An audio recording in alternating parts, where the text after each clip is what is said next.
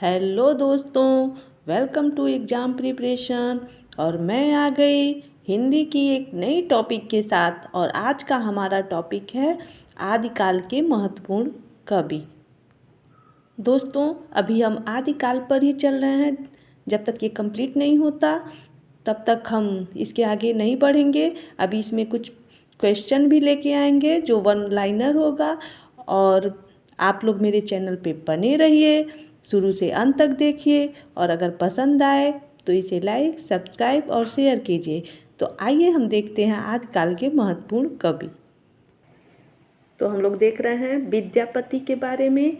विद्यापति 1350 से 1450 ईस्वी। Next point है इनके बारे में। विद्यापति के गुरु का नाम पंडित हरि मिश्र था।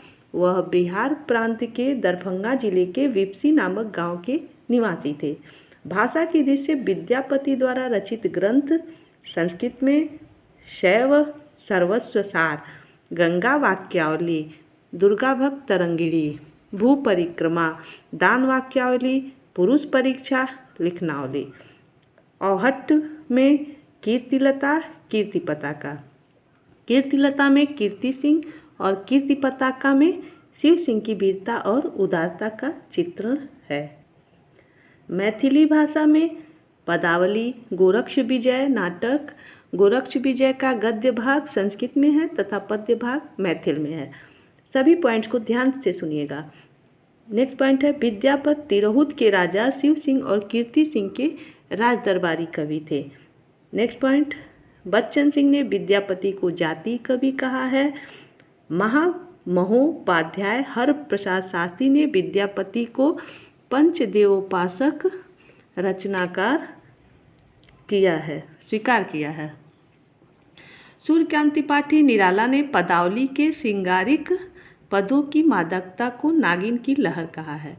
हजारी प्रसाद द्विवेदी ने विद्यापति को श्रृंगार रस के सिद्ध वाक कवि कहा है। आचार्य शुक्ल ने विद्यापति के संबंध में लिखा है कि आध्यात्मिक रंग के चश्मे आजकल बहुत सस्ते हो गए हैं। उन्हें चढ़ाकर जैसे कुछ लोगों ने गीत गोविंद को आध्यात्मिक संकेत बताया है, वैसे ही विद्यापति के इन पदों को भी। नेक्स्ट पॉइंट है विद्यापति के प्रशंसकों ने उन्हें कई उपाधियों से विभूषित किया है जो निम्न हैं। नंबर 1 अभिनय जयदेव, कवि शेखर, कवि कंठहा, नौ कवि शेखर, खेलन कवि, दशावधान, पंचानन, मैथिल कोकिल आदि। नेक्स्ट पॉइंट है विद्यापति शैव संप्रदाय के कवि थे।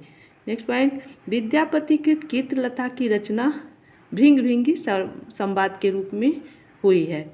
हिंदी में विद्यापति को कृष्ण गीति परंपरा का प्रवर्तक माना जाता है। अब नेक्स्ट कवि हम लोग आते हैं अमीर खुसरो पे।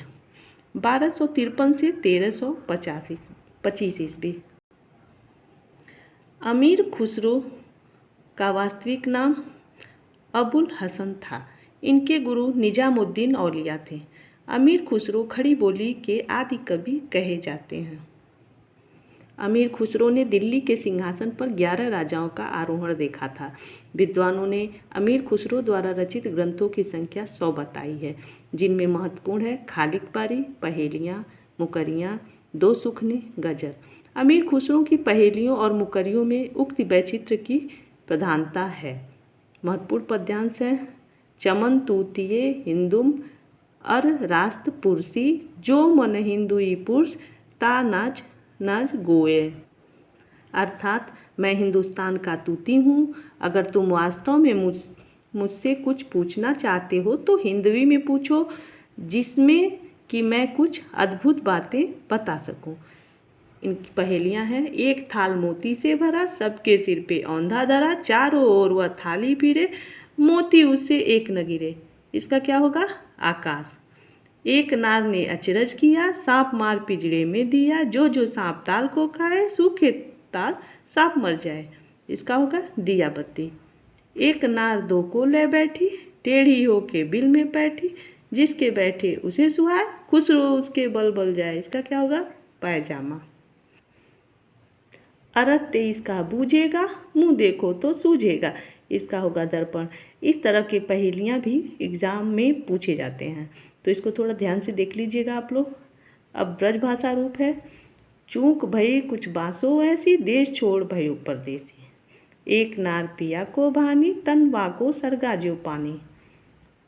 चाम मास वाके नहीं नेक, हाड़ हाड़ में वाके छे।